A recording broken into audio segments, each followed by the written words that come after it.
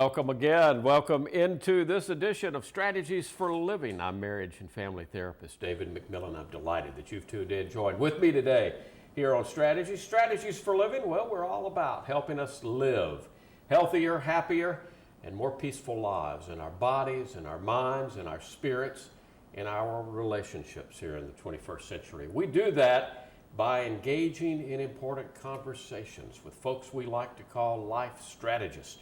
Each and every time we do Strategies for Living. Now, we've got a 2-for-1 special today. We've got two of my favorite people here. One of my favorite people from way back, Sally Hamer. How long has it been?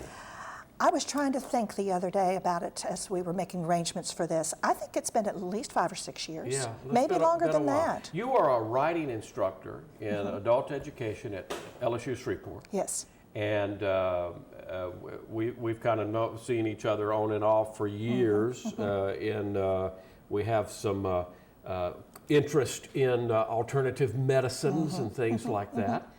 And I walked into Barnes & Noble a week and a half ago or so, and found one of my new best friends, Laird Evans, who's got a new book out that you've helped with.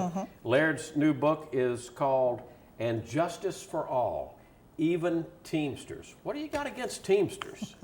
I don't have anything against Teamsters. I think it was a war going on, and I'm saying if there's justice, give us justice for what we did. I worked for them 30 years. You are a Teamster through and through, right, Laird Evans? 30 years of it. You're business manager for the Teamsters Local 568, Yes. 25 years, Yes. running a Teamsters local in the shadow of the late, great Jimmy Hoffa. Jimmy Hoffa. Wow. And so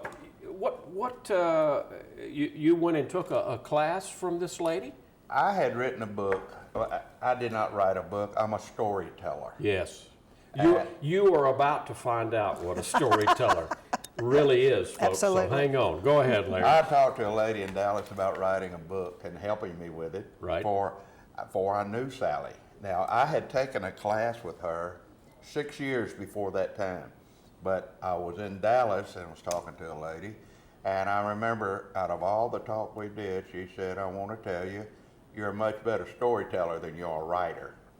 So I started writing stories, and then I started piecing them together in order. Now, I run the Teamsters for 25 years, and I run it in an era of time that I think is unique. I think it's a time where the government attacked the labor unions, and with the Teamsters, I'll admit we brought it on, a lot of it on ourselves. But throughout my book, I try to tell why we were doing what we were doing at the time that most people don't understand. You go back years, Laird. Now, people probably watching us have all kinds of different opinions. You're in the know. You were with the Teamsters for a lot of years. In the beginning of your years with the Teamsters, there was a definite need for the Teamsters Union. Yes. What was that need? How would you define that? How would you sum that up? Some of the presidential candidates, some of the presidents used to say that if you did not have some means to protect the people, business would take them over. And I'm not saying just the Teamsters, I am saying labor unions protected a lot of people. They spread the wealth, the country was doing good, and in a way that people had money to spend. Right. And nothing better for someone who owns a store than to have somebody that walks in that has money. And we saw to that in one sense of the word. Now, the Teamsters, we were different than the AFL-CIO. How so? Because a lot of people hear union, and so what's the difference between Teamsters and AFL-CIO or other The unions? AFL and the CIO are not unions. They are umbrellas that unions get into. Okay. Now, the AFL, most of their members are skilled workers like pipe fitters, electricians, things of that nature. I think I was a member under the AFL-CIO years ago when I worked for A&P Grocery Store. Yes, sir. You sure Yeah. were. And so, but my union was part of that umbrella. It was- AFL-CIO it was. was not the union. I was part of a grocery Yes, workers they were union members of the AFL-C. Okay, I got Now, it. the CIO is more of unskilled and semi-skilled workers. Mm-hmm. They could be, for one, truck drivers. They could be your police force.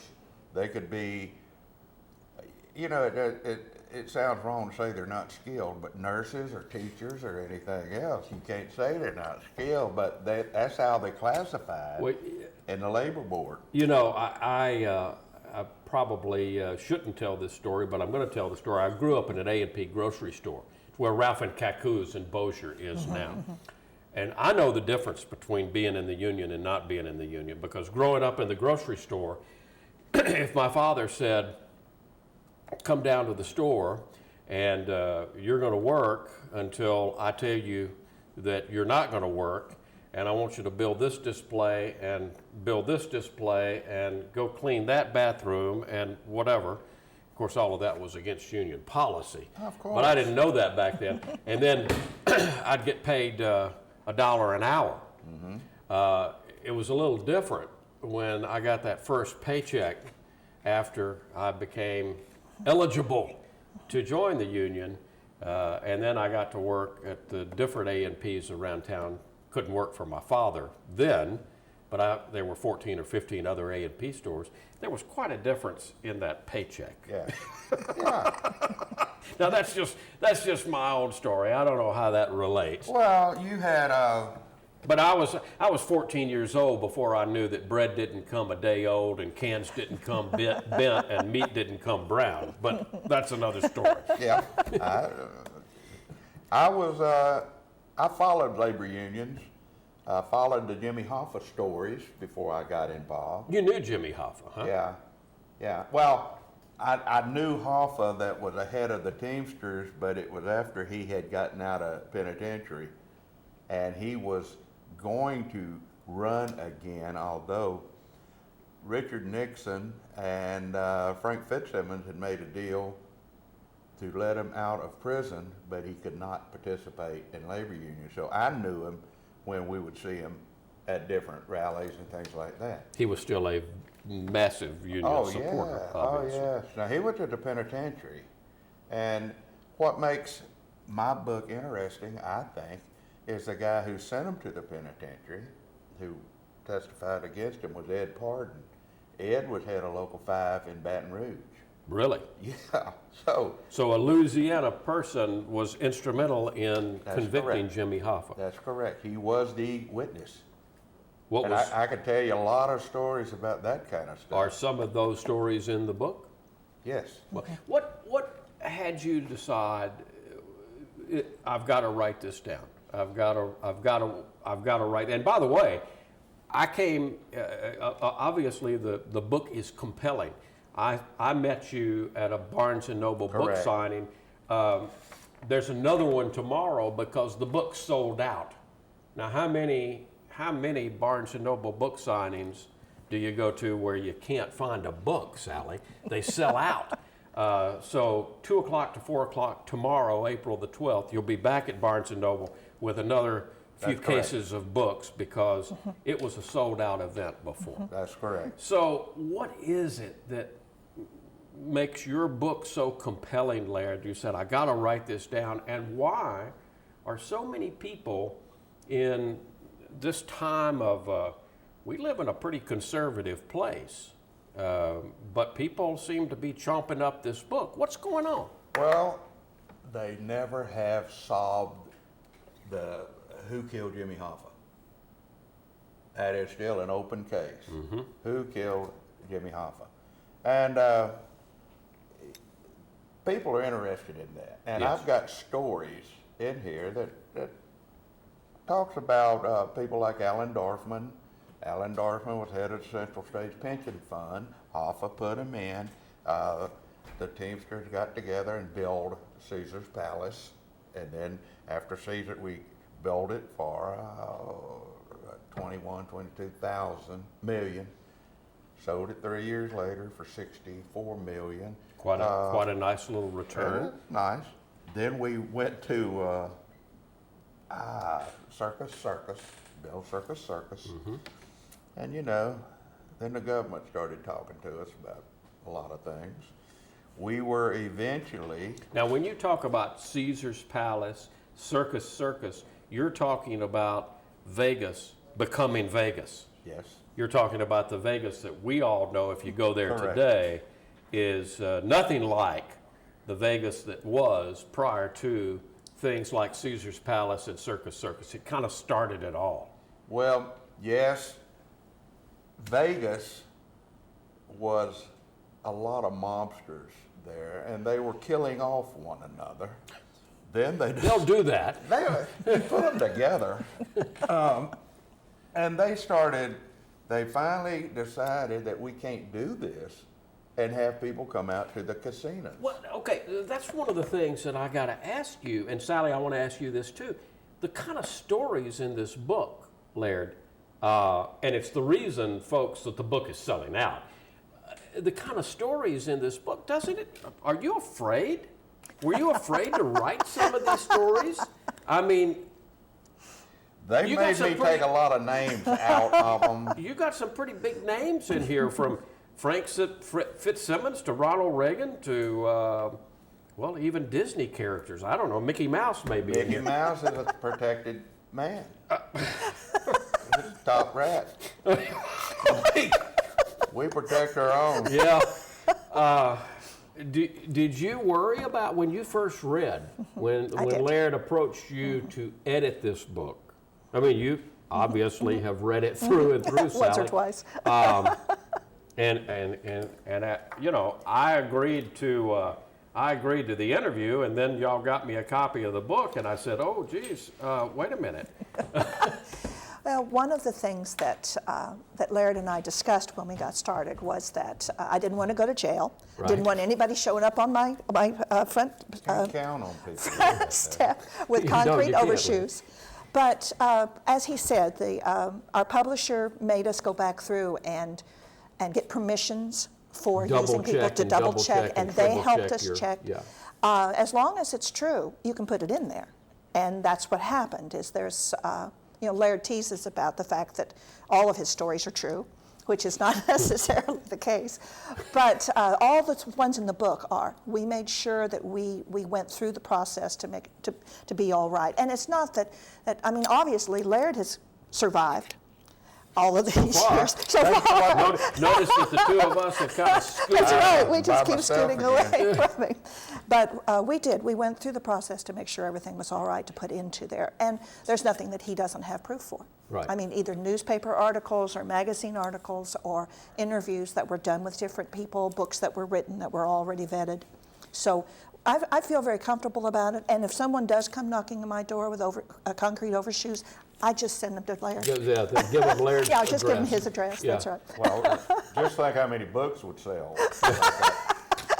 Whether they killed you or me. Shot, yeah. That may be that may be the next deal. Right. you No, know. no. I won't be here, but Sally can Sally will be the next. David, let me guest. tell you one more thing about Caesar's Palace. We got a copy. I was at my brother's house that day. I didn't get nothing. The Teamsters got a copy, the blueprints of a casino that was to be Caesar's Palace. And the one thing they noticed about it had. They were told that there was a room in there that was very sound. You bring the money in off of the gaming floor. Right. It goes right into that room. You take what you want, and then it goes in another room, and it goes on the books. Okay. This room is not in the blueprints. A secret room. It just wasn't in the blueprint. An oversight. A slight little oversight. So you put the money in there, you take what you want, and the rest of it goes to be accounted First for. time they started this scam.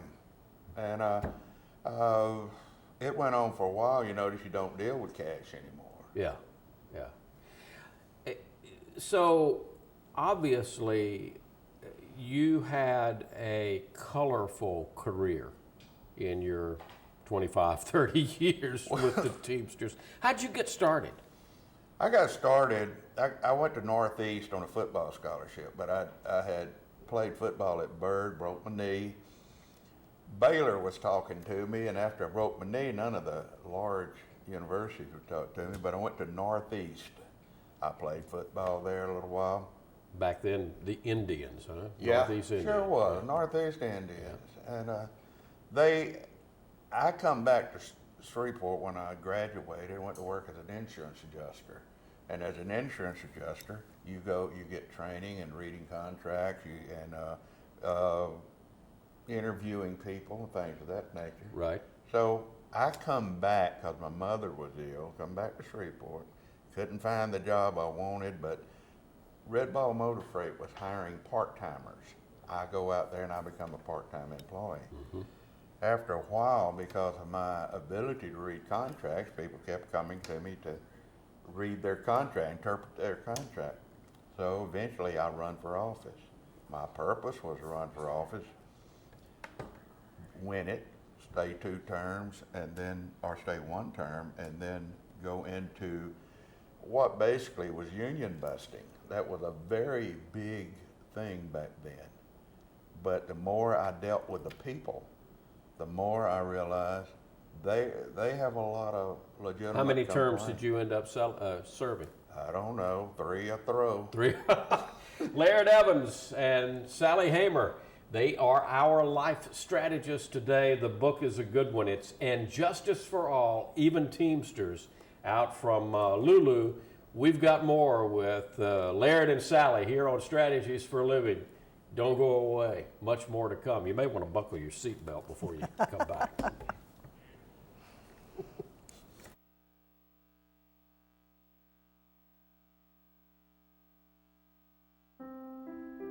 My relationship with music started when I was about 6 years old. What happened was I just went to the piano and I started playing For Elise by memory. They had a career day and a musician came to the class and he did a little demonstration, played saxophone, and I thought, oh my gosh, that's what I want to do the rest of my life. Wound up being a music educator, and it's been my life for the past, I can't even count how many years. In high school, I wanted to be a professional trumpet player, and it turned out music education was really where I needed to be. And for all these years, that's where all the time and the effort has taken place. What I get out of music, it's like an expression of the soul, and I hate to sound sappy, but it is. It's like anything that you feel, you can convey it without words. It takes me to a place where my words don't know how to get me, if that makes any sense. When I don't know how to put my emotions into words, there's almost always a song out there that can do it for me. Some of the things I get out of teaching personally is actually seeing students get it. One of the subjects that I really love to teach is music theory.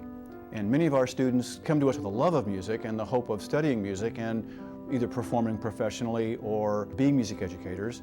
To get to that end, they need to study the music theory aspect of it. What do the notes mean? What's on the page? Being a community college, you know, people look down on the college because of that, and I think they're wrong. So the quality doesn't suffer at all. I mean, it's unreal. They expect the same thing out of you at a community college as they do at a 4-year institution. And the concepts that you learn and, you know, techniques, and you can't find it at every school. One of the main things that we try and do here at Bossier Parish Community College with our music students is to instill a good work ethic. One of the scariest things that I've ever had to do was get up on the stage to do my student recitals like everybody else is required to do as a major, but the instructors help you through it. I mean, they're great. You couldn't ask for a better program here. When I leave Bossier Parish Community College, I'm gonna go get my bachelor's, and then I'm gonna go get my doctorate and hopefully teach at a college. One of the aspects of our music program that we're always working on is recruiting quality and talented students.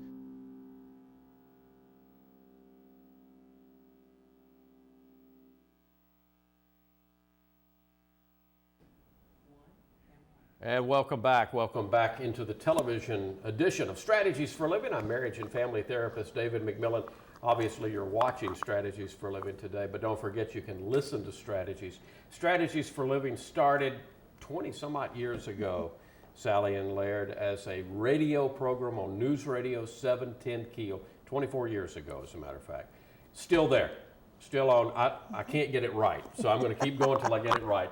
News Radio 710 Keel, 9:05 to 10 every Sunday morning, and www.strategiesforliving.com. You can find us there anytime, and on healthylife.net from Los Angeles on Thursdays. Today, the television version of Strategies for Living, Laird Evans, the author of And Justice for All, Even Teamsters, at your favorite bookseller right now. Book signing tomorrow after a sold-out book signing the last time he was at Barnes & Noble. Tomorrow, April the 12th, from 2 to 4 p.m., Laird will be there signing books, and you want to get your copy. Sally Hamer is his editor-in-chief. Now, Laird was talking about, he's not a writer, he's a storyteller. What's the difference, Sally? You're a writing instructor, adult education, LSU Shreveport. What's the difference between a storyteller and a writer? Well, I believe that you can teach writing, but you can't teach storytelling. Now, so someone who comes by it naturally, someone who wakes up every morning with stories, someone who has which he does. And new ones. That's right. Being manufactured That's as right. real now. He will call me and say, let me tell you a story. And it will be something that's just amazing, whether it's about Teamsters or whether it's about a fiction book that he's working on right now, or whether it's about how he grew up on Ellerby Plantation and had the stories about the things that happened as a kid and at Byrd High School. He is just full of it. That's what everybody says. That's what everybody says. They don't live together. But he has the grasp of how stories are told. Yes. Most people don't realize that stories have to have a beginning and a middle And and an an end. Yeah. That's the way we're hardwired to tell stories. And Laird does that beautifully. Tell them what you're going to tell them, and tell them what him you to tell you told what them, you right? told him. That's right. And he's so good at it. What's your favorite story or two from the book? Well, there's all kind of stories that I put in, and then some I was told not to put in. By the way, people can find you at lairdevans.com. Correct. LairdEvans.com. Correct. Lairdevans.com. Yes. Okay, go ahead. Well, just different things that I was involved with. At one time, at my local, which covers all of North Louisiana, 9 counties in East Texas, a little bit of Mississippi, a little bit of Arkansas. Okay. But I was in Savannah one time, and I was reading a book, an old antique book, and it had something about Ed Pardon. Ed's local butted up to my local. I was Okay. down there on business. And Ed, I read a story about Ed, and it talked about Ed was in a motel down in Baton Rouge. He was in the motel being held as a material witness on Jimmy Hoffa, testify against Jimmy Hoffa. He's the one you mentioned last segment. He's the one that put Jimmy Hoffa in the away. penitentiary. Okay. And it said that sometimes... So he was in protective custody. Protective custody. Okay. And he was, the book, which was Life magazine, told about the Hoffa gang, or the Carlo Marcellus gang, wanted to kill him. And Ed thought that he was not getting enough protection. So I read all of this, and it tells that somebody, sometime during the night, somebody pulled up in front of his motel room, shot all the windows out. That'll get your attention. Wake you up? Yeah. Okay. I guess that wasn't his wake-up call, though. I'm coming back from New Orleans, and I got Doug Pardon with me. That was the time I went to New Orleans to tell the head of that local, I'm fixing to try to take all of your UPS people. And Doug is related. Doug is the brother. Right, of his Ed, brother, yeah. and Ed's son now runs it. Okay. But Doug wanted to go with me, and I really didn't want him to go because he didn't get along with the guy in New Orleans. I went to him in New Orleans. I said, I'd like to get all the UPS members within my jurisdiction. And I'm As asking members you, of the union. Yes, I'm asking you, will you give them to me? And he said, no, certainly not. Get out of here. So we leave. So we're coming back into Baton Rouge. And we're coming along, and Doug said, Larry, did you see that old motel down there? I said, yeah. He said, that's the old Shamrock. And he said, that's where they were holding Ed in protective custody when he was testifying against Jimmy Hoffa. And he said, one night, I probably shouldn't tell this, I'm into it now. I'm staying over here. Wait a minute. Leave me Okay. over a little bit. One night, he said that Doug was worried about somebody shooting, coming in and hurting him, that he was not getting enough protection. So what we did at a certain time, at a certain night, Doug, Ed, his brother, Right. got out of the bed, took the mattress and pulled down over him and lay under the window. And I pulled up out here and shot all the windows out. And I didn't tell him. He said the problem was we had not figured on how many shots I was going to fire. So I fired a shot and it didn't look like it was enough. So I fired 2 more shots. Well, Ed had already gotten out from under the mattress and Oh, that Lord. glass just shredded him and said, after I shot all the windows out, I had to go drive him to the hospital. And those are just stories. Those are story, and this book is full. Yeah. Absolutely full of story after story after story. The problem that I have with a 30-minute interview with you, Laird Evans, and I bet you can relate to this, Sally, that we only have 30 minutes because, folks, if you pick up a copy of And Justice for All, even Teamsters, I can almost promise you you're going to lose sleep. So I would ask you to do that. Book signing tomorrow, April the 12th, Barnes & Noble in Shreveport, 2 to 4 p.m. Come see this man because last time the book sold out. Get your book also at lairdevans.com. Sally Hamer, Laird Evans, thank you so much for Thank being you for our having life both of us. strategist today Thank here you on very Strategies much. for Living. Folks, thank you for tuning in to Strategies for Living. If you enjoyed our conversation today with Sally and Laird, well, know we do conversations like this each and every time we do Strategies for Living. So come back and join us often. Tell your friends about us. That's the way we grow here on Strategies for Living and strategiesforliving.com. For Laird and for Sally, I'm marriage and family therapist David McMillan. See you next time here on Strategies for Living.